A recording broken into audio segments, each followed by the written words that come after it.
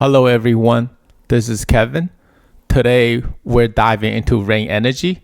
I believe it is one of the most undervalued oil and gas companies in the world right now.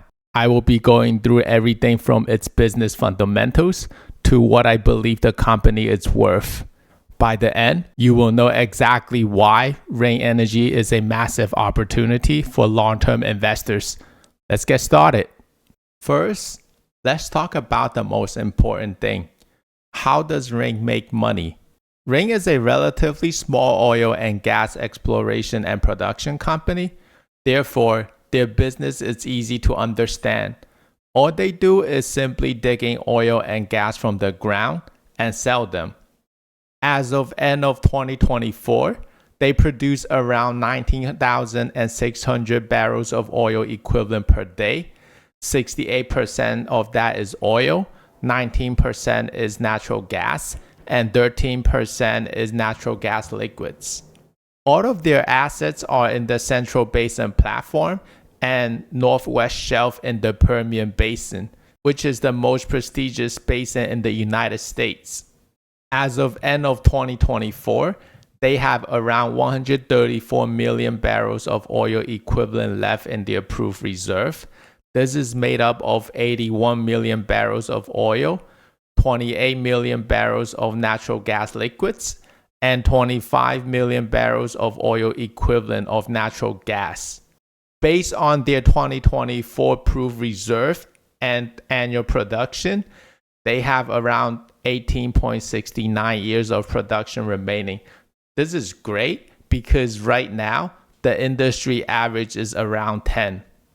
In 2024, they added around 4.4 million barrels of oil equivalent into their proved reserve, and they produce around 7.2 million barrels of oil equivalent. Based on these two numbers, their reserve replacement ratio is around 62%. It is generally bad when this percentage is below 100 because that means the company is depleting their reserve. However, for Ring Energy, since their years of production remaining is more than 18 years, it's completely fine for them. Since Ring operates only in the United States, the main future benchmarks to pay attention to are WTI for oil and Henry Hub for natural gas. The price changes in these two futures will directly impact their business. Next, I want to talk about mergers and acquisitions that happened in the past 12 months. Last year, Ring Energy made an offer to acquire a private oil and gas company called Lime Rock. The acquisition officially closed early this year on March 31st. Ring Energy paid around $100 million for this acquisition, financed through a mixture of cash and stock. Lime Rock produces around 2,300 barrels of oil equivalent per day, with 80% of it being oil. Its proved reserve was valued at $120 million using PV10 calculations. In other words, Ring Energy got a great deal based on its asset valuation because they only pay $100 million for something that's valued at $120 million. Personally, I didn't like this acquisition that much. I think the deal is great, but it's not a good time for Ring to make the acquisition because it further worsens their balance sheet. And that's one of the main reasons why the stock price is so low right now. Next, I want to talk about insider trading. Again, for insider trading, we want to focus on the buy, not the sell. The reason for that is because there can be many reasons why someone is selling something. For example, the person might need capital to buy a house, or the institution might be doing it for tax harvesting. But there's only one reason when people buy the stock, which is to make money. As you can see, the CEO and other officers have been buying quite a bit of Ring Energy in the past 12 months. The only seller is Warburg Pincus. This was one of their largest shareholders. It is a private equity firm. They have been selling out all their energy holdings in the past few months, not just Ring Energy. Therefore, it might be some internal adjustments they are making.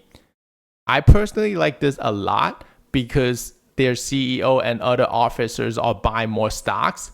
As I said before, there is only one reason when people buy, which is to make money.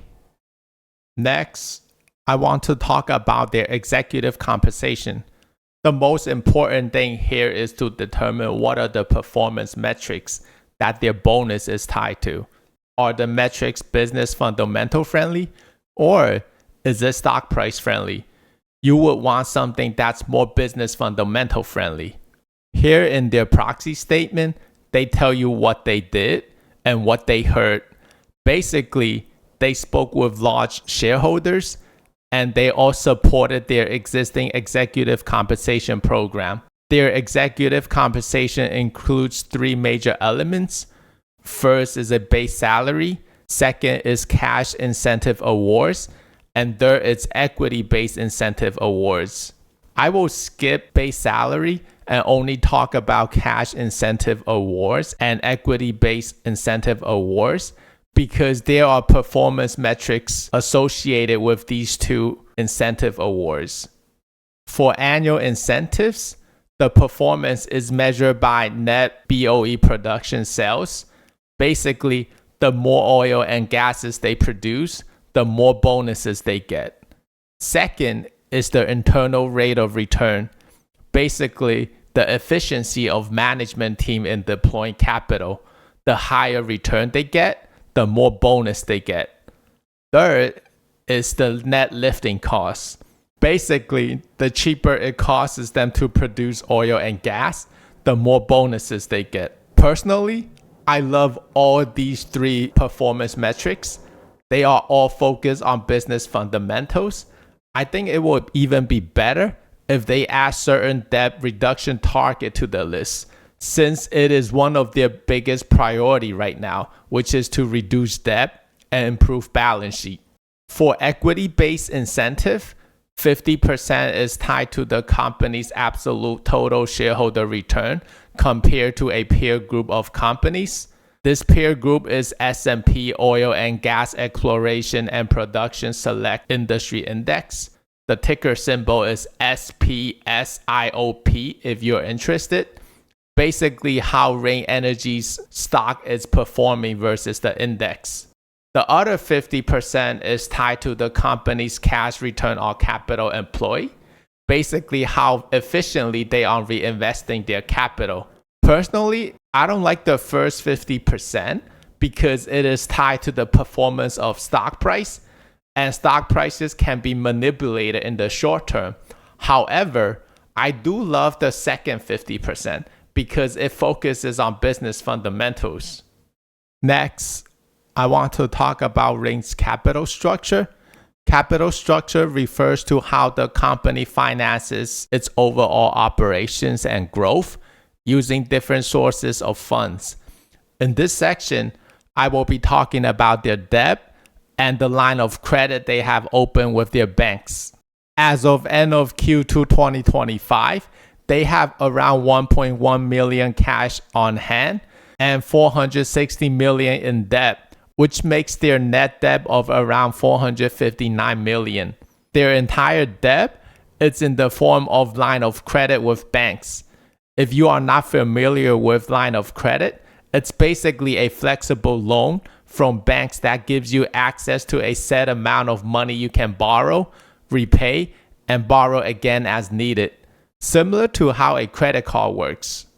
Let's look at their line of credit in detail. On June 18, 2025, they negotiated a new term with the banks on their line of credit. The main takeaway about this new term is that 1, they extended the maturity to June 2029, and 2, a 25 basis point reduction in the interest rate. Assuming their debt is around 450 million, this 25 basis point reduction will save them around 1.1 million in interest per year. Based on the interest they paid last year in 2024, the overall interest rate on this line of credit is around 6% annually. Additional rules Ring must follow to keep this line of credit is first, make sure their leverage ratio is no more than 3. It is currently at around 2. They are required to keep certain amount of oil and gas hedged. This amount is dependent on their leverage ratio. With their current leverage ratio, they need to keep more than 50% of oil and gas productions hedged. As of Q2 2025, for the remainder of 2025, which is July through December, the company has approximately 1.3 million barrels of oil equivalent hedged at an average downside price of $64.87. That's around 55% of their oil production. And for natural gas, they have around 1.5 BCF of natural gas hedged at an average downside price of $3.37. This is around 42% of their natural gas production. Next, let's go over some financial numbers. First is capital expenditures, or CapEx for short. If you are not familiar with the term, CapEx is the money a company spends to buy, build, or upgrade big long-term assets that it needs to run and grow its business. So how much has Ring been spending?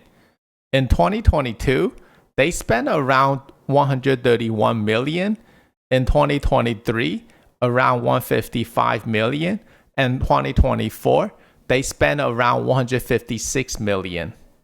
Now, in 2025, they are only planning to spend around $97 million. This is around $50 million less. This year, they are not planning to grow their production anymore because of the low oil prices. They only want to maintain the production and use the additional capital to pay off its debt. Now let's take a look at the free cash flow. Basically, how much Ring has been making in the past few years. Again, I like to use free cash flow instead of net income because it represents the actual cash that comes into the business. To get this number, you subtract capital expenditure from the net cash provided by operating activities. If you do the math, in 2022, Ring made around $66 million in free cash flow, $43 million in 2023, and $38.3 million in 2024.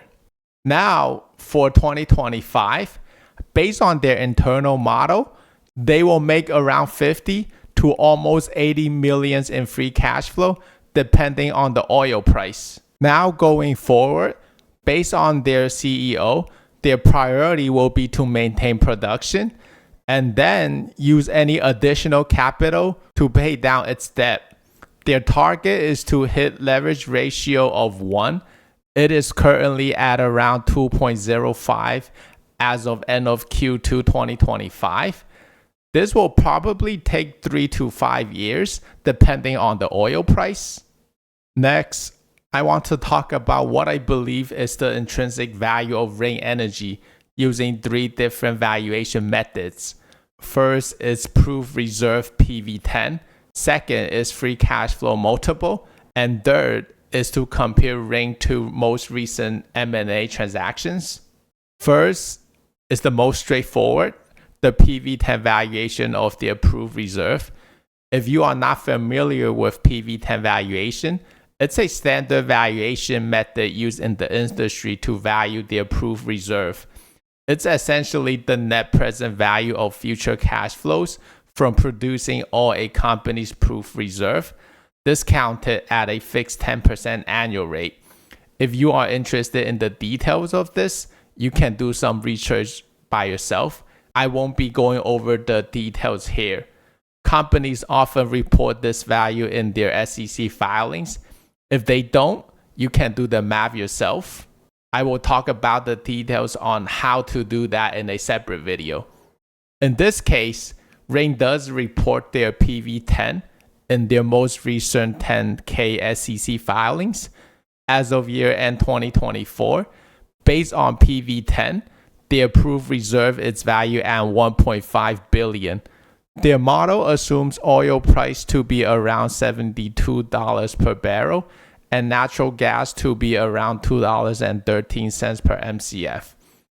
Now, let's assume this $1.5 billion is the intrinsic value and another company offered this amount to buy the entire company. After receiving $1.5 billion of cash for the acquisition, Ring will need to pay off its debt, which is around $448 million at the end of Q2 2025. After paying off the debt, they will have around $1 billion to return to shareholders. With the current stock price at $1.09 per share, a market cap of around $225 million, if you do the math, their stock price should be around $4.84 per share if the market cap is around $1 billion. Based on this valuation method, there's a potential 344% gain. Next valuation method I want to talk about is free cash flow multiple. Basically, you just need to find out how much free cash flow will the business make and then multiply it by an X amount. For a company of Ring Energy size, I use a free cash flow multiple of 10 for its intrinsic value calculation. For example, if the company makes around $1 million in free cash flow annually, then the intrinsic value is $10 million in market cap. Based on their internal model, Ring will generate around $50 million in free cash flow if oil is at around 55, around $58 million at $60 oil, $60 million at $65 oil, $70 million at $70 oil, and around $78 million at $75 oil. If we use a 10x multiple, the intrinsic value should be $500 million, $580 million, $600 million, $700 million, and $780 million respectively. Depending on the oil price, their stock price should be $2.42, $2.81, $2.91, $3.39, and $3.78, depending on the oil prices here. This tells us how undervalued Ring Energy currently is. Next, I want to compare Ring to two most recent M&A transactions in the Permian Basin. Recently, MNR and Apache sold assets that were producing 11,000 and 21,000 barrels of oil equivalent per day. The assets were sold for $500 and $950 million respectively. Based on these transactions, it is fair to say that Ring's enterprise value should be at around $966 million. After deducting $448 million of debt, their market cap should be around $518 million. Hence, a share price of $2.51 per share. Based on these valuation methods for intrinsic value, the stock price should be valued at from $2.42 to $4.84 per share. It represents significant potential from the stock price of $1.09. Therefore, I believe it is one of the most undervalued oil and gas companies out there right now. Now, I want to talk about what are the things to pay attention to going forward for Ring Energy. First is obviously WTI and Henry Hub prices, because this will directly impact their business. Secondly, company-wise, we should keep an eye on their cash flow spending and see whether or not they're using it all to pay down its debt, because that's what they promise us. So that's the full breakdown. If you found this helpful, please give the video a like. It will really help me and supports the channel.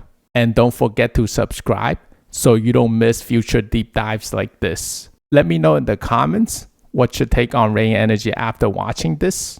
Also, let me know if there's another company that you want me to cover. Thanks for watching. I'll see you in the next one.